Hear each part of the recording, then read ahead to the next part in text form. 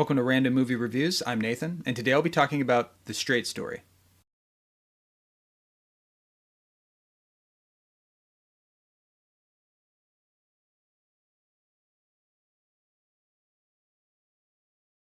So, on January 15th, 2025, I woke up in a very good mood. I was excited to talk about David Fincher's Zodiac, a movie that I watched the night before, and I was like, all right, I'm ready to talk about this movie that I absolutely love and adore. I'm prepping for my video, I'm getting ready to edit it, and then all of a sudden I get the news that David Lynch passed away. And I was taken aback by this. I don't know if you can tell from my hoodie or my mini collection over here that I am a pretty big David Lynch fan. Actually, that would be a bit of an understatement. He had a very profound impact on me in my late teens when I first discovered Blue Velvet, and then I got into Twin Peaks, and from there I just got into this wonderful, bizarre, frightening, unique, odd world of films and storytelling, and I just had never seen anything quite like it before. And I didn't know that filmmakers like David Lynch existed. And of course, he will not be replaced. There will never be another David Lynch. There will never be another Blue Velvet or Mulholland Drive or Eraserhead or, of course, Twin Peaks. He was truly one of a kind. And, I decided not to make another video that same day because I was in the middle of working on my David Fincher video, and then I just needed time to kind of just absorb the news, and I didn't want to come off like I was trying to get attention to my channel by talking about David Lynch who passed that day. I didn't want, it didn't feel right to talk about it then, and I needed some time. And then the other thing I needed to figure out was like, well, I want to talk about David Lynch. I want to celebrate his movies, and I want to talk about a movie in particular, but what movie? I just rewatched Blue Velvet last year. Blue Velvet's probably my favorite David Lynch movie. I mean, it was my first, so I'm a bit biased towards it, but I just revisited last year, and for anyone who's curious to hear my thoughts on that, I'll post my Letterboxd review of it. Absolutely love that movie, but I needed something that was kind of comforting. Now, David Lynch, he has great little comforting moments in all of his work and in Twin Peaks, but a lot of his movies are they're very dark. They're very emotional. They're very scary in some regards, and I'm like, I need something a little bit easier to help me get over my grief of one of my favorite artists passing away. And I was like, you know what movie I've never seen of his? The Straight Story. A movie that I've seen many David Lynch fans like, you know what? That's the one I haven't seen of his because it's the one that's unlike any of his other movies. I think the only other movie that you could probably compare to The Straight Story is The Elephant Man. But The Straight Story is a G-rated Disney movie. And it's like, how can the guy who made Blue Velvet or Mulholland Drive make a G-rated Disney movie? It was just so strange. But it was one of those movies that for the people who have seen it, praised it very highly for being a genuinely touching and beautiful, heartwarming story, a story that's rooted in showing the beauty of Americana and the Midwest and the heart of America, and just a really simple, straight story about a man by the name of Alvin Straight, who he's an old man now, and he's kind of in the final chapter of his life, and he wants to visit his brother Lyle, who recently had a stroke, and they haven't talked to each other in 10 years. They had a falling out. And so he is determined to go visit his brother Lyle to make things right. Unfortunately, due to his, bad hip and him having not great eyesight and having emphysema and diabetes, he wasn't physically able to drive a car, and he doesn't have a license. So the only thing he had was his little tractor. And he's like, you know what? I'm just going to take this tractor cross country to go see my brother. Alvin is from Lawrence, Iowa, and he needs to drive all the way to Mount Zion, Wisconsin, about 240 miles on a John Deere tractor that only goes about 5 miles per hour. And that's the whole plot of the movie. Is we're following this character Alvin. We're learning about him along the way. We're seeing him interact with people that he meets on his journey. And it's just, it's very simple and very sweet. And I'm watching the movie and I'm completely absorbed in it. And I think I should probably mention off the bat, I don't cry watching movies very easily. The last time I cried, I think was the first time I watched Schindler's List, which was back in 2017, 2018, so about 6-7 years ago. Watch Schindler's List, and like a lot of people who watch that movie, it hits you like a freight train by the time it gets to the end. It's very, very emotional, and I cried, and I don't cry often during movies.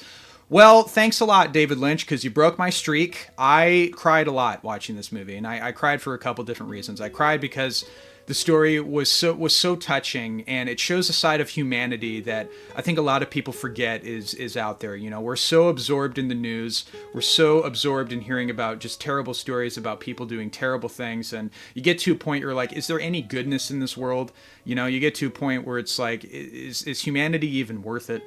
And then you watch a movie like this that is just so moving, and everybody in this movie, every character that Alvin meets they're so lovely, and you know, people like this, they actually exist, and it's nice to watch a movie that reminds us of that. This is a very big 180 from Zodiac, a movie that is one of my favorite movies ever, but that is a very dark movie that questions the most disturbing and evil sides of humanity, which is a very common theme in most of David Lynch's other works. I'll keep talking about Blue Velvet because that's my favorite of his, and I plan on doing a video on that movie in the future.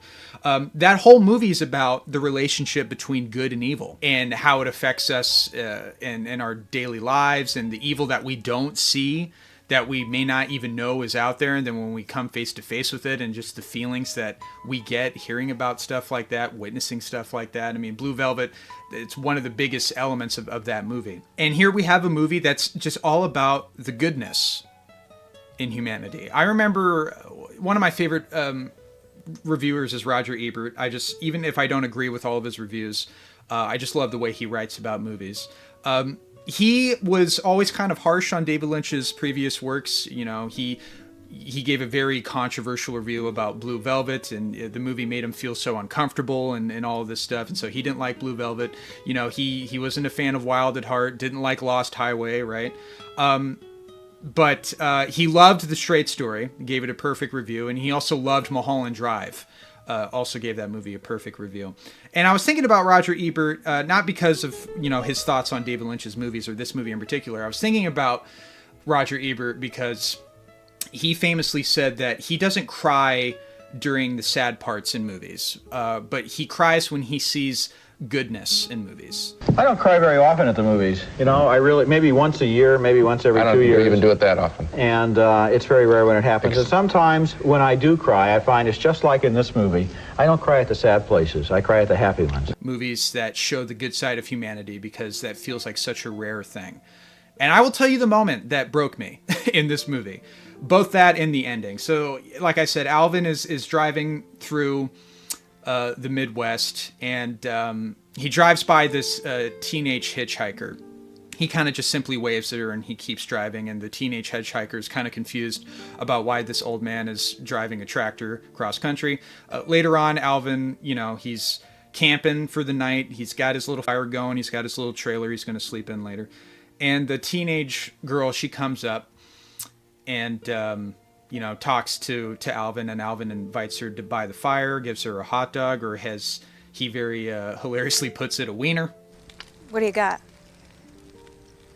Wieners. Wieners? They're sitting down and they're talking, and, you know, we find out that she is a runaway who is pregnant and is very, you know, afraid about telling her family, telling her boyfriend. You know, apparently she doesn't have a great relationship with her family. And Alvin, you know, talks to her, tries to comfort her. We learn a little bit about his life. We learn about his daughter, Rosie, who's played amazingly by Sissy Spacek. And he tells a story about when his kids were little, he played a game with them where he wanted them to get like a little stick and break it. They grab a stick and they break it. And then he gets a bundle of sticks and he says, try to break that. And of course they couldn't. And he said, those bundle of sticks, that represents family. Then I'd say, tie them sticks in a bundle and try to break that. Of course, they couldn't. Then I'd say, that bundle, that's family. That just hit me so hard. It was such a touching, simple story that just really affected me in a way that I wasn't expecting. And I just started crying because it's a message that we need to remind ourselves with.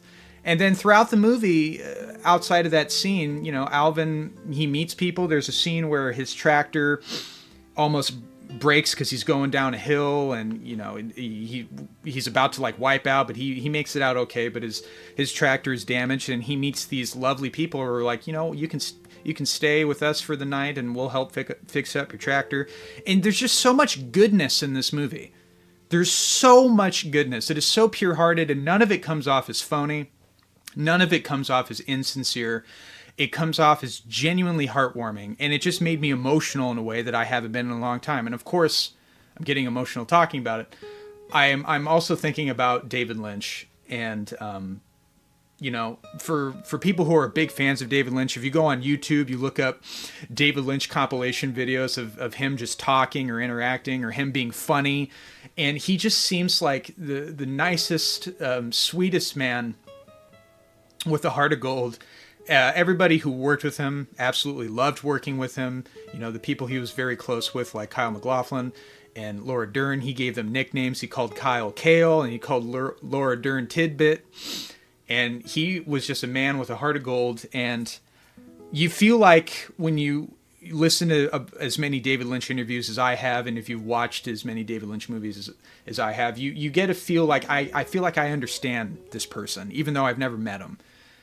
And you know, I just think that this movie probably represents what David Lynch's heart is like the most, and that he was just a very touching, lovely person who wanted to see the good in humanity. And, you know, his movies, a lot of his movies are very dark. They explore the dark side of humanity. They explore the weird, anxious side of humanity that we don't understand, and the fears and the anxieties that we experience in you know, reality and in the dream world. You know, dreams are a big running motif in pretty much all of his works.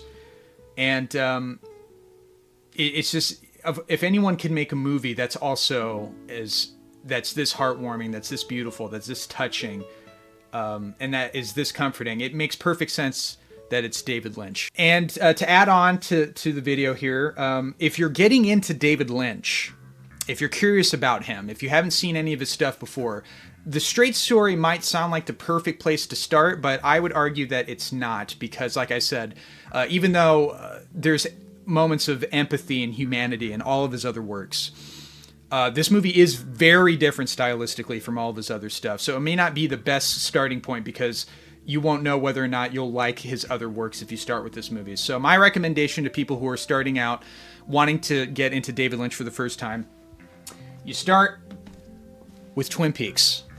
Particularly the first season. Watch the first season of Twin Peaks, and that will give you a pretty good idea whether or not David Lynch is the right type of filmmaker for you. Once you watch the first season, you can go anywhere from there. You can watch the rest of the season 2, the movie, The Return, and then you can go to Mulholland Drive. If anywhere, you can go anywhere you want from there.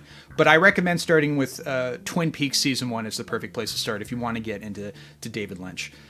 Because it represents everything that's great about him. It shows the humor that he has in his works. It shows the beautiful humanity they have in his works that you see in a lot of his movies. It shows the very dark and surreal and uncomfortable and anxious side of his works as well. It just represents him the best overall as an artist, in my personal opinion. But I want to hear from you guys. To honor David Lynch, please list in the comments below your top 5 or your top 3 favorite David Lynch movies ever. And let me know what your thoughts on The Straight Story are. And as always, thank you guys for watching. Rest in peace, David Lynch.